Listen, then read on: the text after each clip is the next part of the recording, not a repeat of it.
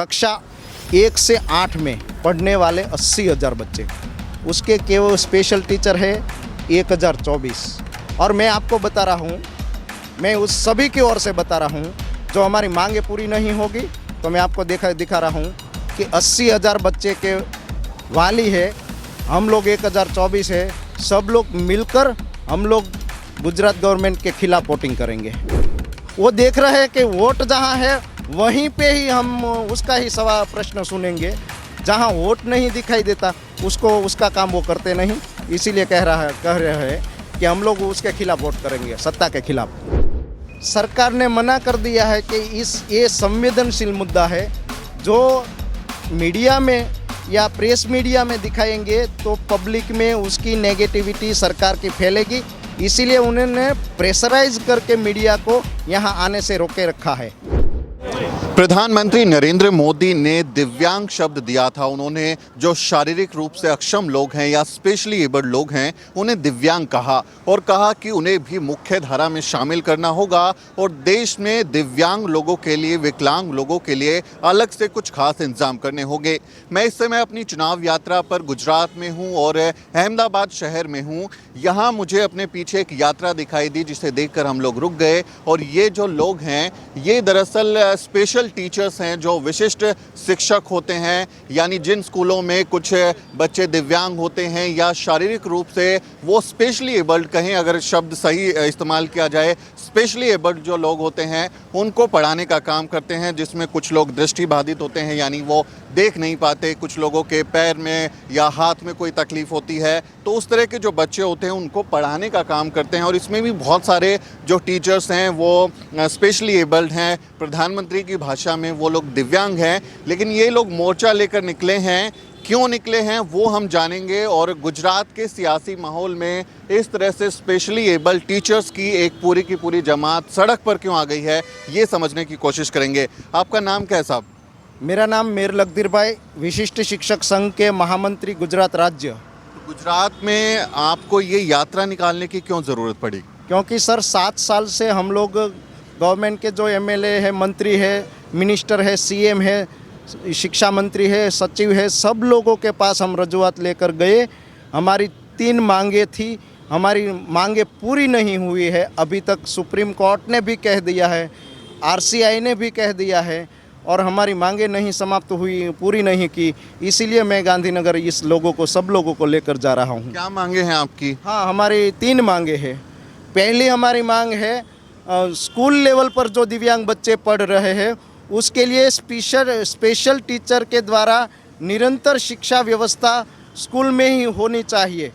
दूसरी हमारी मांग है जो गुजरात राज्य में दिव्यांग बच्चे पढ़ रहे हैं उसकी शिक्षा और पुनर्वसन के लिए 10 से 15 साल से 1024 स्पेशल एजुकेटर अपनी 50% ज़िंदगी की पूरी कमाई इसमें डाल दी है इस बच्चों के लिए। और ये 33 ऐसे आईईडी कोऑर्डिनेटर है, उसको हमारी यही मांग है कि सड़ंग नौकरी गण के हमें पक्का किया जाए, वो हमारी मांग है। तीसरी हमारी मांग है दिव्यांग लोग हैं उसको मासिक रुपया 3,000 पेंशन मिलना चाहिए और निराधार और एक वाली जैसे बच्चे लोग दिव्यांग हैं उसको मासिक रुपया 5,000 की सम्मान राशि मिलनी चाहिए। तो ये इनकी 3 मुख्य मांगे हैं। मैं आपको आसान और कर देता हूँ थोड़ा। पहली मांग ये है कि जो भी बच्चे दिव्यांग होते हैं, डिसेबल होते हैं, उनको उन्हीं के स्कूल में स्पेशल एजुकेशन के प्रोविजंस होने चाहिए, वहाँ टीचर्स होनी चाहिए, इंफ्रास्ट्रक्चर होना चाहिए, ये इनकी पहली मांग है। दूसरी मांग ये है कि जितने टीचर हैं 1024 लोग जिन्हें उन बच्चों को पढ़ाने के लिए रखा गया लेकिन पक्की नौकरी नहीं मिली, ठेके पर रखा गया, प्रधानमंत्री नरेंद्र मोदी के गृह राज्य में, उनके गुजरात में इन लोगों को पक्की नौकरी नहीं मिली है, तो पक्की नौकरी की मांग है। और तीसरा है कि जो दिव्यांग लोग हैं उनको आर्थिक मदद के तौर पर 3,000 रुपये की पेंशन मिले और बच्चों को 5,000 रुपये पढ़ने के लिए मिले। तो मांग इनकी ये हैं। ये 3 मांग जो है साहब आप सरकार के पास लेके गए तो सुना नहीं उन लोगों ने? किसी ने नहीं सुना भैया आज तक। आज हमने पूरे एमएलए को सभी को रजूआत की है, अभी नहीं सुन रहे सो सब। आप लोग कितने समय से नौकरी कर रहे हैं? 12 साल से। 12 साल से? 12 साल से। और 12 साल से ठेके पर काम कर रहे हैं? ठेके पे काम कर रहे हैं अभी।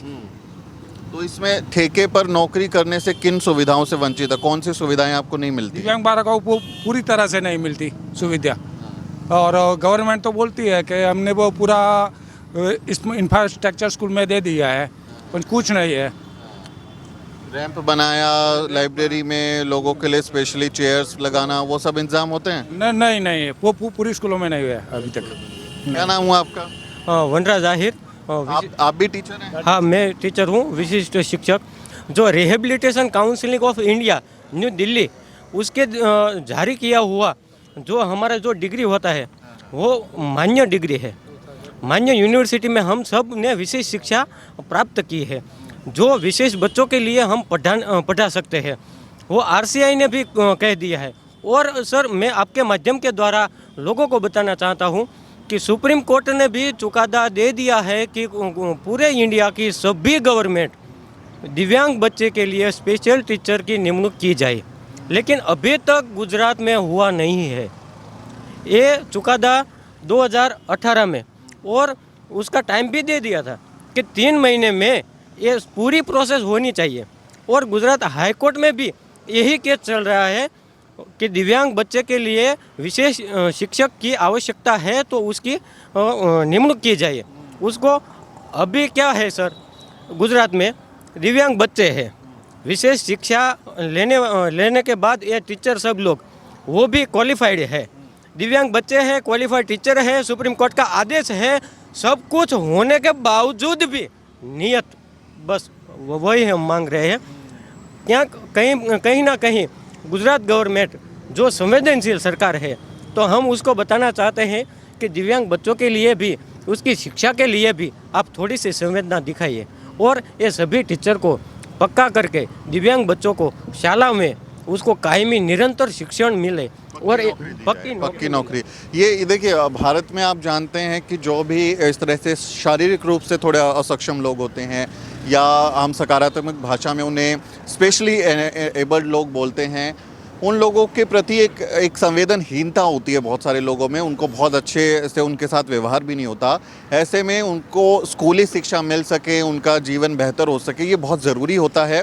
और उसमें सबसे बड़ी भूमिका टीचर्स की होती है कि जो टीचर्स स्पेशली एबल्ड बच्चों को अगर अपनी खुद की कोर्स करके, वो स्किल सीख के, कोई डिग्री करके उसके बाद बच्चों को पढ़ाने जाते हैं, तो जिन्हें क्लासरूम में होना चाहिए था वो आज सड़क पे हैं क्योंकि इनको नौकरी नहीं मिल रही है। तो आपको तो मैडम क्लास में होना चाहिए था, बच्चों के पास में आंदोलन करना पड़ रहा है। क्या करें, वो हमारी वो पूरी नहीं कर रहे, तो इसलिए हमको आना पड़ा, मजबूरन आना पड़ा है, क्योंकि 7 साल से रजूआत कर करके हम थक चुके हैं। इसलिए फिर आज हमारे लीडर ने वो किया है, जो डिसेबल होके भी वो पदयात्रा उन्होंने शुरू की है, तो हम क्यों ना फिर उतरे उनके साथ में, जुड़ जाए। तो हम लोग सब जुट गए। तो आप लोगों को कितना पैसा मिलता है सैलरी में? अभी हमको 20,000 दे रहे हैं। 20,000 अभी 12 फिक्स, वो भी फिक्स। 12 साल से नौकरी कर रहे, जब भी हमारा वेतन अभी 20,000 हुआ है। 12,000 से करते करते अभी 20,000 तक पहुंचे। 12 साल से 7,000 में लगे थे। तो अभी अगर पक्का नौकरी हो जाएगी तो कितना वेतन मिलेगा? वो सरकार जो नक्की करे, जो नॉर्मल टीचर को सरकार जो करेंगे वो। इसमें क्या है कि आरसीआई ने गाइडलाइन दी हुई है कि विशेष शिक्षा प्राप्त करने के बाद ये जो टीचर है तो उसको कितना पगार देना चाहिए, क्या होना चाहिए, सब कुछ ऑलरेडी तैयार है, बस इम्प्लीमेंट कराना है। इम्प्लीमेंट नहीं है कहीं पर भी। और हाँ, ग्रेड पे भी नहीं, वो भी निश्चित है आरसीआई में, सब कुछ रेडी है। लेकिन फिर भी 11 महीने के करार आधारित ऐसे ही रखते हैं। और हमें क्या बोलते हैं, आप लोग टेक्निकल सपोर्टर हो, आप विशिष्ट टीचर हो, लेकिन टेक्निकल सपोर्टर हो। टीचर का दर्जा भी नहीं दे रहे? नहीं, टीचर का दर्जा भी नहीं, स्पेशल एजुकेटर बोल रहे हैं। हम विशेष शिक्षक की जो क्वालिफिकेशन है वो प्राप्त करने के बाद हमें बच्चों को साथ में रहकर उसको पढ़ाना है, हमें बच्चों को सिखाना है। स्पेशल ओलंपिक और जो पैरा ओलंपिक है उनमें बच्चों को आगे ले जाने के बाद उसको गुजरात और भारत का गौरव बनाना है। लेकिन सर, हम वो तय पर कहीं कर सकेंगे जब हम बच्चे के साथ हर रोज़ नियमित उसके साथ हम ट्रेनिंग कर सकेंगे। लेकिन क्या है, अभी जो हमारी नौकरी है उसके गाइडलाइंस के मुताबिक हम बच्चों को 3 दिन, 1 सप्ताह 15 दिन ऐसे ऐसे मिल सकते हैं। मैं इतना बताना चाहता हूँ कि कोई मानसिक रूप से दिव्यांग बच्चा है तो उसको आप 1 हफ्ते के बाद मिलोगे तो 1 हफ्ते के पहले जो सिखाया वो याद होगा? नहीं होगा, क्योंकि उसकी एबिलिटी नहीं है। उसको हर रोज़ पुनरावर्तन करना पड़ता है। इन बच्चों को सख्त और सतत तालीम देनी पड़ती है, तभी बच्चे कुछ ना कुछ महद अंश है वो सीखते हैं। तो बस हम सरकार से इतना ही निवेदन करते हैं कि हमें बच्चों के साथ सतत रहने का मौका दीजिए। देखिए, टीचर्स की मांग बहुत जायज़ है और बार बार ये कहना कि बच्चों को क्योंकि उनकी ज़रूरत भी है तो उनको भी सिखाया जाए और इनको भी अपनी नौकरी से कहीं कि वो चिंता ना रहे कि भाई रोजी रोटी का क्या होगा। साहब, आपका नाम क्या है? मेरा नाम हितेश पारेख है। मैं स्पेशल एजुकेटर हूँ आनंद से। आनंद से आए। मैं आनंद से आया हूँ आज इस पद यात्रा में शामिल होने के लिए। हमारे जो प्रमुख है लखदीर भाई मेयर, वो चोटिला से चलते हुए पैदल आए हैं। उनके सपोर्ट में हम लोग सब लोग आए हैं। हम लोग 1024 स्पेशल एजुकेटर है। वो मुझे बता रहे थे ना कि 1024 लोग हैं जो पक्की नौकरी की मांग कर रहे हैं। प्रधानमंत्री नरेंद्र मोदी ने भरोसा भी दिया था लोगों को कि हम सबको नौकरियां देंगे और 2 करोड़ रोजगार का वादा भी किया था। हम दिल्ली में तो बड़ा मीडिया वाले बताते रहते हैं हम लोगों को। तो गुजरात के लोगों को पक्की नौकरी नहीं मिल रही है क्या? नहीं मिल रही सर, वो सब कॉन्ट्रैक्ट में ही डाल रहे हैं सब। वो क्या है कि वो कायम ही नहीं कर रहे। ऊपर से सुप्रीम कोर्ट का भी आदेश है और न्यू गैजेट 2022 को आया है। न्यू गैजेट में भी लिखा है कि क्लस्टर में एक स्पेशल एजुकेटर होना चाहिए। हाँ, और वो भी कायम ही, स्कूल में भी वो भी कायम ही। एक स्कूल में जो दिव्यांग बच्चे हैं उसके लिए एक स्पेशल एजुकेटर होना ही चाहिए और वो भी कायम ही। वो रख भी नहीं रहे और एक आध रख रहे तो वो ठेके पे रख रहे हैं। ठेके पे रख रहे हैं जी सर। तो ये गुजरात मॉडल की हकीकत भी समझ लिए, जिसे बार बार ये दिखा दिया जाता है कि गुजरात में तो सब कुछ मतलब चांद बन गया है, देश मंगल ग्रह जैसा कुछ बना दिया गया है। तो उसकी हकीकत यहाँ के टीचर जो बच्चों को तालीम देते हैं वो बता रहे हैं। आपका क्या नाम हुआ? दवे विलासबेन। अच्छा, आप भी टीचर हैं, पढ़ाती हैं, तो प्रधानमंत्री नरेंद्र मोदी से क्या कहेंगे अगर वो इस वीडियो को देखें, आपकी बात को सुने? वो देखे तो ये सभी लोग हैं, वो जो इसकी हमारी मांग है वो हमारी मांग पूरी हो, जिसके लिए बच्चों को हम जितना अभी तो उनको हम एजुकेशन दे ही रहे हैं। हमें अभी से 15 से 20 हज़ार के अंदर ही सैलरी मिल रही है, इससे ज़्यादा नहीं मिल रही है। पूरा टाइम टीचर के जितना टीचर काम करते हैं उनसे ज़्यादा हम काम करते हैं, फिर भी इतना ही सैलरी है और रेगुलर में नहीं है हम। हाँ, टीचर पूरा मान रहे हैं ना, नौकरी दे रहे हैं। आपके यहाँ पे अभी चुनाव होने वाले हैं, विधानसभा के चुनाव होंगे, चूटनी कहते हैं आप लोग गुजरात में। तो चुनाव में मुद्दा बन रहे हैं आप लोगों का रोजी रोजगार का, क्योंकि यहाँ पे दूसरे मुद्दे हैं। तो आप लोगों का जो ये आंदोलन है इसको आप चुनावी उसमें भी लेके जा रहे हैं क्या? नहीं सर, चुनावी इसमें तो नहीं लेके जा रहे, लेकिन हम तो बस इतना ही चाहते हैं कि हम जहाँ पढ़ा रहे हैं दिव्यांग बच्चों को, तो हम भी स्पेशल एजुकेटर हैं और आरसीआई मान्य ये सब 1024 टीचर है। वो आरसीआई मान्य सर्टिफाइड मतलब diploma DSCMR diploma in special education for MR मतलब अलग अलग कैटेगरी के हैं और बीएड भी किया हुआ है। टीचर क्वालिफाइड है और दिव्यांग बच्चों के लिए सर्टी कढ़ाना, बस पास निकालना, इसको जो भी इसकी योजना है वो सब दिलवाते हैं। फिर भी हम लोग क्या है सर, कॉन्ट्रैक्ट बेसिस पर है और कॉन्ट्रैक्ट बेसिस पर है तो हमारा भी कुछ नहीं है। बच्चों के लिए हम 11 मास के कॉन्ट्रैक्ट पर है तो हमें 11 मास के कॉन्ट्रैक्ट में रिन्यू करने में 1 दिन का गैप देते हैं, तो फिर हमारे भी कुछ नहीं है तो हम बच्चों के लिए ठीक से कैसे सर काम कर पाएंगे। हाँ, चिंता रहती है नौकरी की, नौकरी की भी चिंता रहती है और बच्चों को तो हम जब तक 11 मास में है तब तक तो पूरा काम करते हैं। बच्चों की भी चिंता रहती है कि बच्चे अगर हमें भी कायम ही नहीं करते तो बच्चों का डेवलपमेंट कैसे होगा सर।